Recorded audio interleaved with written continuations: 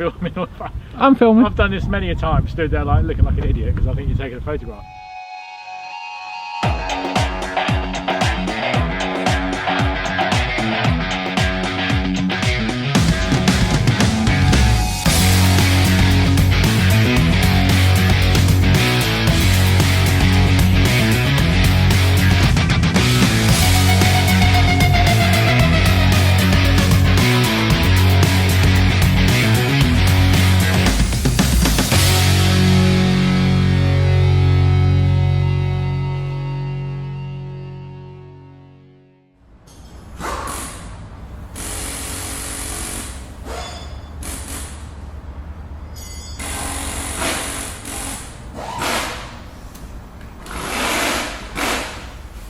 Yeah, here we are guys, we've just arrived at the Adventure Overland show and it's not raining, which is a bonus because pretty much every year it's either really windy or it's raining or it's freezing cold. So the weather's not too bad, a little bit breezy. Hopefully if it stays like this tomorrow, you know it's going to be a cracking day, and it is really busy here. We've come down obviously this year as traders, which is fantastic, and we thought it'd be quite quiet, there wouldn't be too many people camping yet, they'll all be coming down maybe later today and first thing tomorrow, but this place is packed already, so it bodes well for the weekend.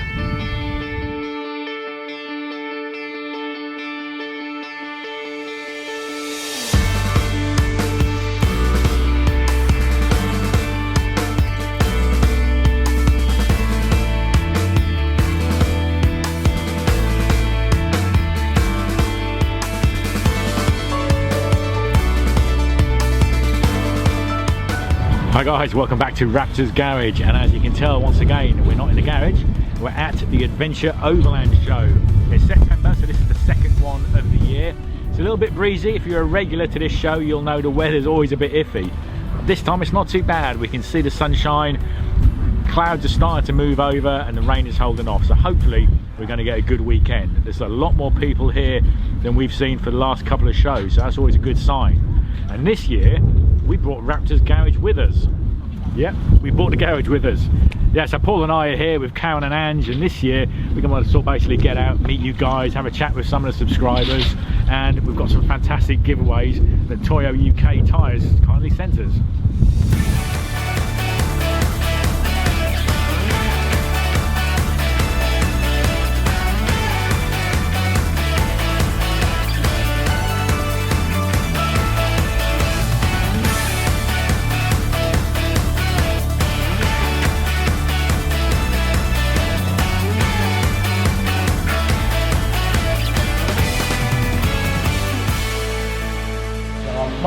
So guys, if anyone who actually doesn't know what me and Paul do, me and Paul set up a YouTube channel about 2.5 years ago because we decided to basically film the work I was going to do on my L200. I've got a Mitsubishi L200, Paul's got a Land Rover Discovery 300 TDI, and I jumped on some forums, so I just wanted to be.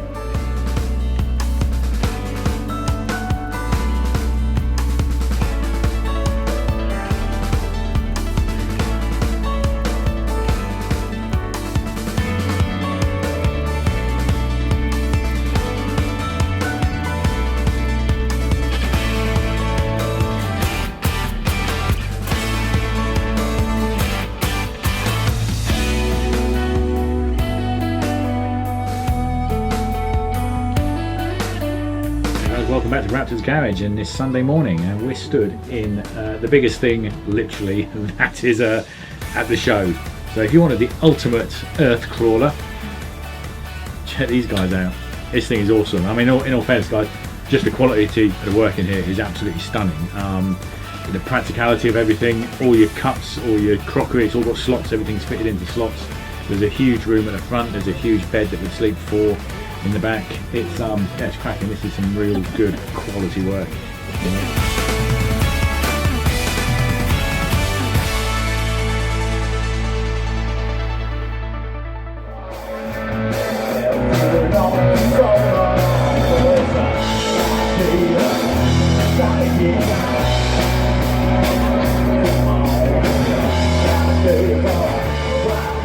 Guys, I think I've just found my new favourite store for this year.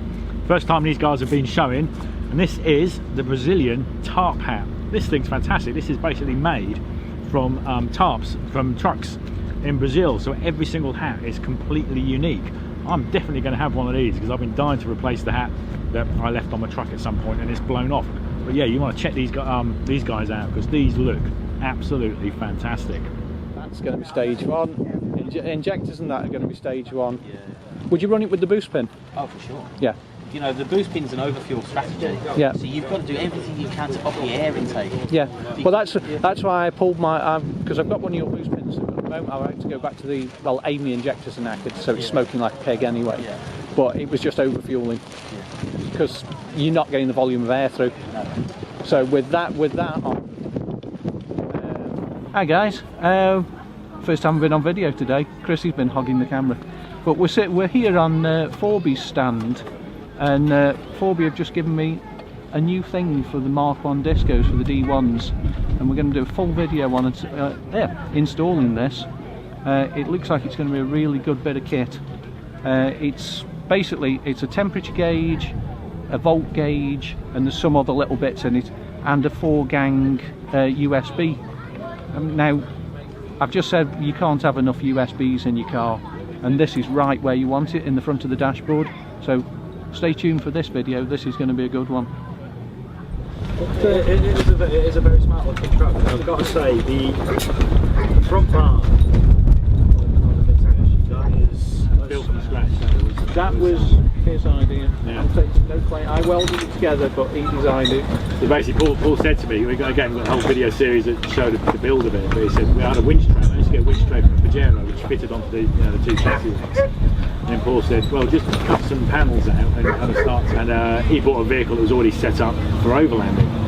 And yet within a few weeks, he had literally stripped this thing down to nothing and started rebuilding it. And it's at that kind of point I realised this guy actually really knows his stuff about mechanics and engineering and everything. So he helped me out, just doing a few things, a little element of danger. Because if it's not a little bit dangerous, then where's the adventure in it? Exactly. Yeah.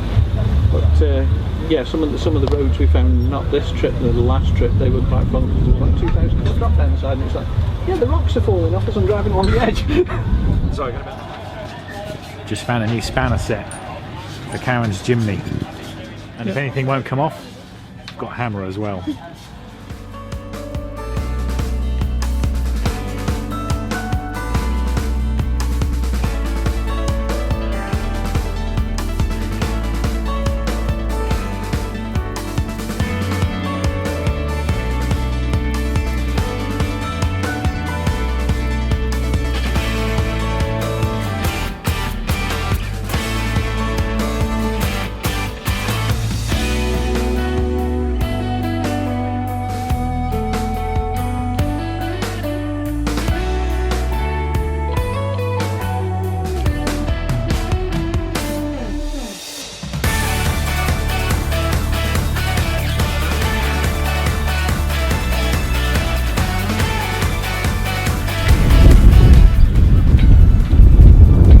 Show's good. Big shout out to all the subscribers who popped up to come and see us, guys. Thanks, really appreciate that.